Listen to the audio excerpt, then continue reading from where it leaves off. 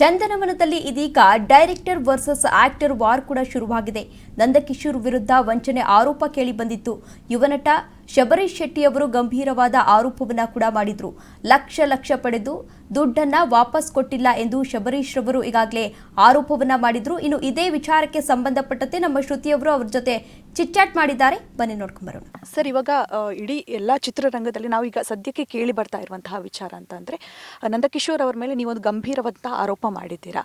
So ಮೊದಲನೇದಾಗಿ ನಿಮಗೆ ನಂದಕಿಶೋರ್ ಅವರು ಹೇಗೆ ಪರಿಚಯ ಅನ್ನುವಂಥದ್ದು? ನನಗೆ ಜಿಮ್ಮಲ್ಲಿ ಪರಿಚಯ ಆಗ್ತಾರೆ. ಸೊ ನಾನು 2016 ಜಿಮ್ಮಲ್ಲಿ ಪರಿಚಯ ಆಗ್ತಾರೆ. ಪರಿಚಯ ಆದಮೇಲೆ ಒಂದು ಫ್ರೆಂಡ್ಶಿಪ್ ಬೆಳ್ಕೊಳ್ಳುತ್ತೆ.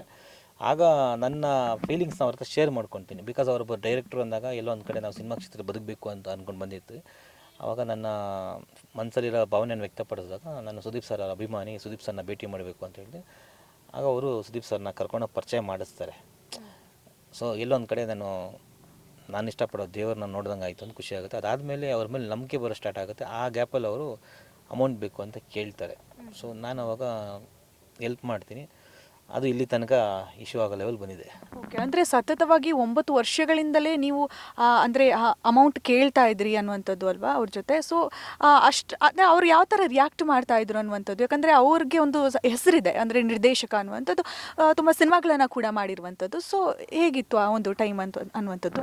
ಅಂದರೆ ನಾನು ಅಮೌಂಟ್ ಕೊಟ್ಟಾದ್ಮೇಲೆ ಮತ್ತೆ ಕೇಳಿದಾಗೆಲ್ಲ ಅವ್ರು ಕೊಡ್ತೀನಿ, ಸಿನಿಮಾ ರಿಲೀಸ್ ಆದಮೇಲೆ ಕೊಡ್ತೀನಿ ಅಂತ ಹೇಳಿದ್ರು. ಮತ್ತು ಒಂದು ಸಿನಿಮಾ ಲಾಸ್ ಆಯಿತು ಅಂತ ಹೇಳಿದ್ರು. ಅದಾದಮೇಲೆ ನನಗೂ ಸಿನಿಮಾದಲ್ಲಿ ಅವಕಾಶ ಕೊಡ್ತೀನಿ, ಪೊಗರು ಆದಮೇಲೆ ಸಕ್ಸಸ್ ಆದಮೇಲೆ ನಿನಗೆ ಅಮೌಂಟ್ ರಿಟರ್ನ್ ಮಾಡ್ತೀನಿ ಅಂದರು. ಸೊ ಪೊಗರಲ್ಲಿ ಮಾಡಿಸ್ಲಿಲ್ಲ. ಸೊ ಅಮೌಂಟು ರಿಟರ್ನ್ ಮಾಡಲಿಲ್ಲ. ಅದಾದಮೇಲೆ ರಾಣಾ ಸಿನಿಮಾದಲ್ಲಿ ಆ್ಯಕ್ಟ್ ಮಾಡಿಸ್ತೀನಿ ಅಂದರು. ರಾಣಾ ಸಿನಿಮಾದಲ್ಲೂ ಅವಕಾಶ ಕೊಡಲಿಲ್ಲ, ಪ್ಲಸ್ ಅಲ್ಲೂ ಅಮೌಂಟ್ ಕೊಡಲಿಲ್ಲ. ಅದಾದಮೇಲೆ ನನಗೆ ಕ್ರಿಕೆಟ್ ಇಷ್ಟ. ಸೊ ನನಗೆ ಮುಂಚೆ ಅವ್ರು ಕಮಿಟ್ ಆಗಿದ್ದು CCL ಆಡಿಸ್ತೀನಿ, ಪರಿಚಯ ಮಾಡಿಸ್ತೀನಿ ಸುದೀಪ್ ಸರ್ನ ಅಂದಾಗ CCL ಆಡಿಸ್ತೀನಿ ಅಂದಾಗ ಖುಷಿ ಆಯಿತು. ಎಲ್ಲೋ ಒಂದು ಕಡೆ ಅವಕಾಶ ಸಿಗುತ್ತೆ, ಸುದೀಪ್ ಸರ್ ಜೊತೆ ಕ್ರಿಕೆಟ್ ಆಡಬೇಕು ಅನ್ನೋ ಆಸೆ ನನ್ನ ಕನಸು ನೆರವೇರುತ್ತೆ ಅಂದ್ಕೊಂಡೆ. ಅದಾದಮೇಲೆ KCCಯಲ್ಲಿ ಆಡೋ ಸ್ಟಾರ್ಟ್ ಮಾಡಿಕೊಂಡೆ. ಅವರು ಅದನ್ನೇ ಎನ್ಕೇಜ್ ಮಾಡಿಕೊಂಡು ನಾನು ಯಾವಾಗ ದುಡ್ಡು ಡಿಮ್ಯಾಂಡ್ ಮಾಡ್ತೀನೋ ಅವಾಗ ನನಗೆ ಧಮಕಿ ಹಾಕೋಕೆ ಸ್ಟಾರ್ಟ್ ಮಾಡೋದು, ಅಂದರೆ ಕಿತ್ತಾಕ್ಬಿಡ್ತೀನಿ ಅಂತ. ಸೊ ನಾನು ಎಲ್ಲೋ ಒಂದು ಕಡೆ ಭಯ ಪಟ್ಕೊಂಡು ಇಲ್ಲಿ ಸುದೀಪ್ ಸರ್ ಸಂಪರ್ಕ ಕಟ್ಟಾಗ್ಬಿಡುತ್ತೆ ಅಥವಾ ಕ್ರಿಕೆಟ್ ಆಡೋಕ್ಕೆ ಅವಕಾಶ ಎಲ್ಲಿ ಸಿಗಲ್ಲ ಅನ್ನೋ ಉದ್ದೇಶದಲ್ಲಿ ನಾನು ಇಲ್ಲಿ ತನಕ ತಾಳ್ಮೆಯಿಂದ ಇದ್ದೆ.